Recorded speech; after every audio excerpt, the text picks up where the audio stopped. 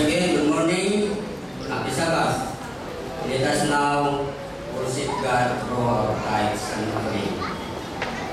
But before our deacons to receive the tithes and offering, we have heard some reading passages. This is September 3. Our offering will go to outreach and church budget. God has stated that our offerings are a part of our worship and praise experience.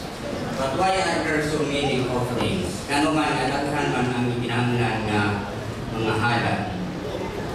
To some, it seems like the needs are unending. The good news is that there are many great opportunities right now at home and around the world to advance the cause of God.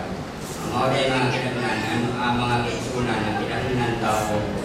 Ubay-ubay pa mga offering, dahil muna tayo ako mga oportunidad alang sa buhaton sa Ginoo, hindi lang sa palibot sa kumulianan, hindi lang sa tibok kapuputan.